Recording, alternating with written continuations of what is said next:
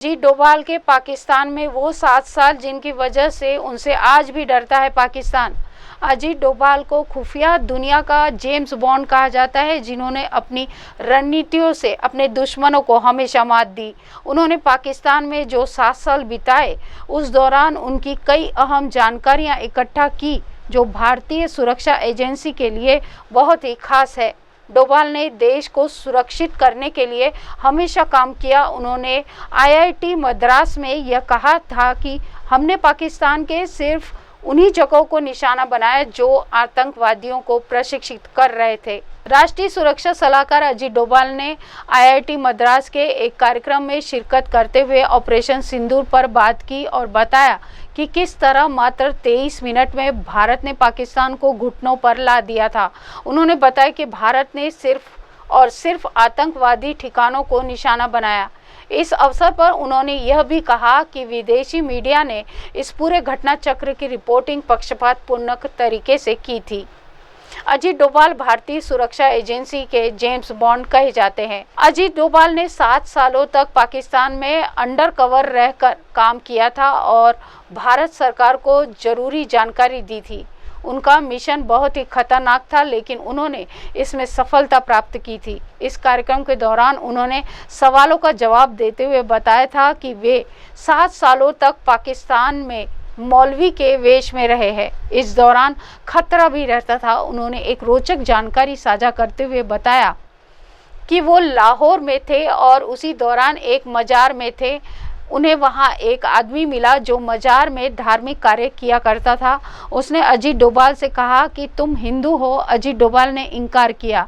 इस पर उस इंसान ने उन्हें अपने साथ चलने को कहा। वह उन्हें कमरे में ले गया और दरवाज़ा बंद कर दिया। उसने अजीत डोभाल से फिर कहा तुम हिंदू हो। उन्होंने फिर मना किया।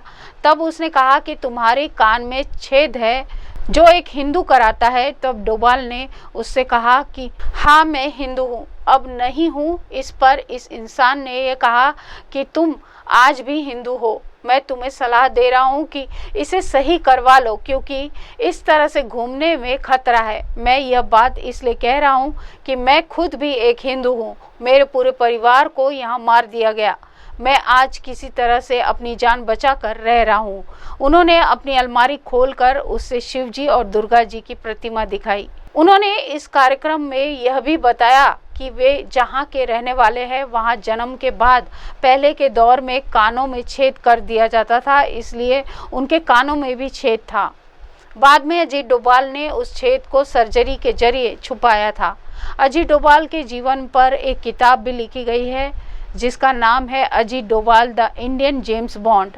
यह किताब प्रदीप कुमार ने लिखी है। इस किताब में अजीत डोभाल के पाकिस्तान प्रवास पर बात की गई है।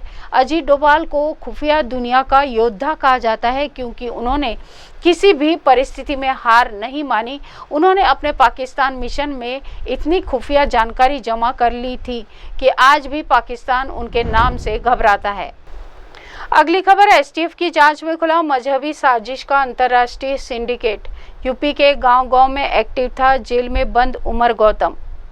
लरामपुर में गिरफ्तार किए गए धर्मांतरण गिरोह के मुख्य आरोपी जलालुद्दीन उर्फ छांगुर की गिरफ्तारी के बाद उसकी जड़ें अब उत्तर प्रदेश के फतेहपुर तक पहुंचती नजर आ रही है।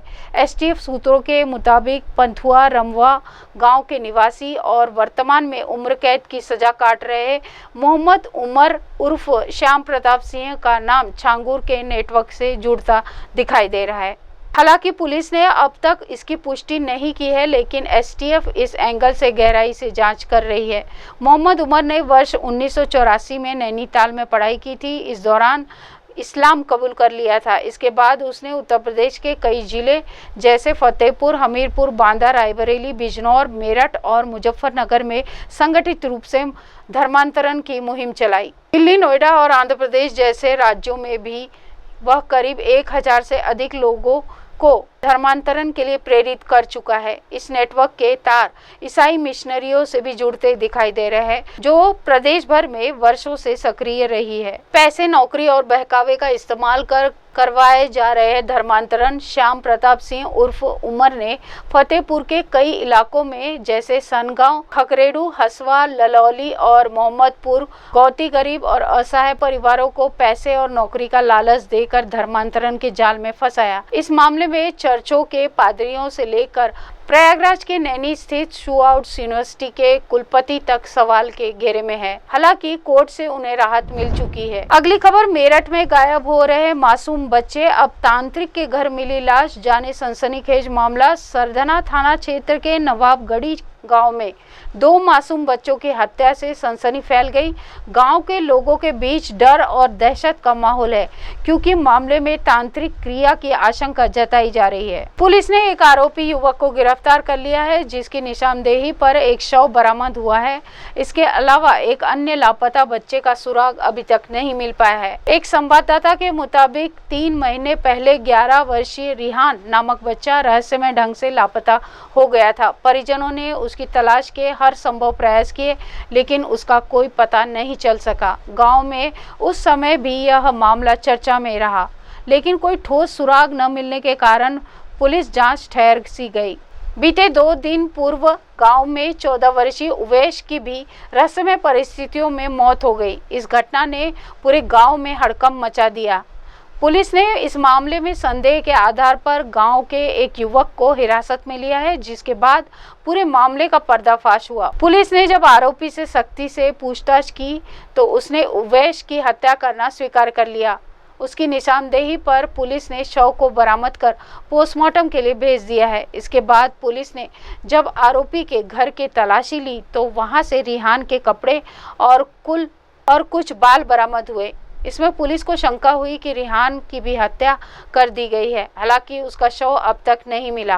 पुलिस को घटनास्थल और आरोपी के घर के कुछ संदिग्ध वस्तुएं और अगरबत्ती, नींबू, राख और तंत्र मंत्र से जुड़े चित्र मिले हैं। शवों की स्थिति और अन्य संकेतों के आधार पर प्रथम दृष्टया ऐसे प्रतीत हो रहा है कि बच्चों की हत्या किसी तांत्रिक क्रिया के उद्देश्य से की गई हो सकती है।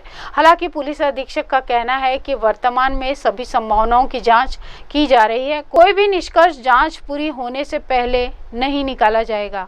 पुलिस ने यह भी बताया कि आरोपी युवक मानसिक रूप से असंतुलित प्रतीत हो रहा है, लेकिन इस पर अंतिम निर्णय मनोचिकित्सकीय परीक्षण और विस्तृत जांच रिपोर्ट के बाद ही पता लगाया जा सकेगा। पुलिस ने आरोपी के खिलाफ हत्या, अपहरण और अन्य गंभीर धाराओं में मुकदमा दर्ज कर लिया है। मामले की गहनता से जांच की जा रही है, जिसमें पूरे प्रकरण के पीछे सच्चाई सामने लाई जा सके। अगली खबर, कर्नाटक की एक गुफा में 2 बच्चों के साथ मिली रशियन महिला पूछने पर पुलिस को बताया आध्यात्मिक शांति के लिए आई, लेकिन जांच में हुआ चौंकाने वाला खुलासा। कर्नाटक के उत्तर कन्नड़ जिले के गोकर्ण में एक हैरान करने वाला मामला सामने आया है। यहाँ एक रूसी महिला अपने 2 छोटी बेटियों के साथ जंगलों के बीच एक गुफा में मिली है।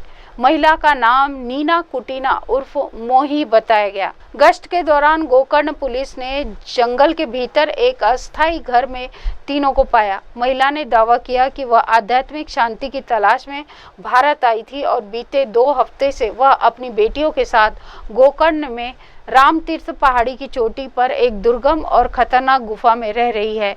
हालांकि जांच में कुछ और भी बात सामने आई है।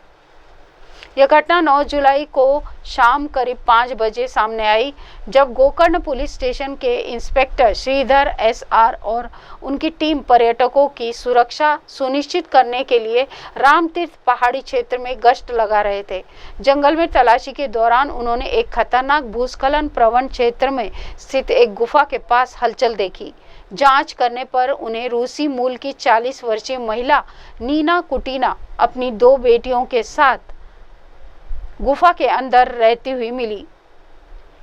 आध्यात्मिक एकांत की तलाश में गोकर्ण आई थी। पुलिस पूछताछ में नीना ने दावा किया कि वह आध्यात्मिक एकांत की तलाश में गोवा से गोकर्ण आई थी। उसने बताया कि उसने शहरी जीवन की भागदौड़ से दूर ध्यान और प्रार्थना में लीन रहने के लिए जंगल की गुफा में रहने का फैसला किया। उसका इरादा आध्यात्मिक था, लेकिन अधिकारी ऐसे माहौल में बच्चों की सुरक्षा को लेकर बेहद चिंतित थे। रामतीर्थ पहाड़ी में जहां गुफा स्थित है, वहां जुलाई 2024 में एक बड़ा भूस्खलन हुआ था और यह विषैले सांपों सहित खतरनाक वन्य जीवों का घर है, जो इसे एक खतरनाक स्थान बनाता है।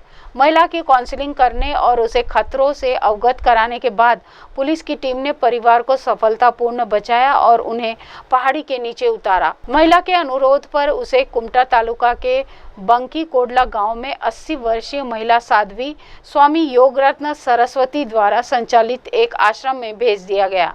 अधिकारियों ने जब आगे जांच की तो पता चला कि नीना अपने पासपोर्ट और वीजा की स्थिति के बारे में जानकारी देने से हिचकिचा रही थी।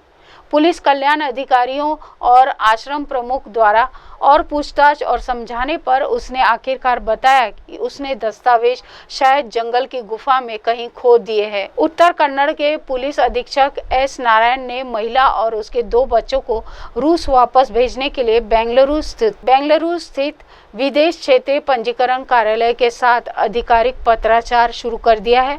परिवार को आगे की कार्रवाई के लिए जल्द ही बेंगलुरु में FRRO अधिकारियों के समक्ष पेश किया जाएगा। उत्तर कन्नड़ के पुलिस अधीक्षक एम नारायण ने महिला और उसके 2 बच्चों को रूस वापस भेजने के लिए बेंगलुरु स्थित विदेशी क्षेत्रीय पंजीकरण कार्यालय के साथ आधिकारिक पत्राचार शुरू कर दिया है। इसी के साथ देश दुनिया की तमाम खबरों के साथ जुड़े रहे और देखते रहे MNS न्यूज लाइव। नमस्कार। आप देख रहे हैं MNS न्यूज, सच जरूर।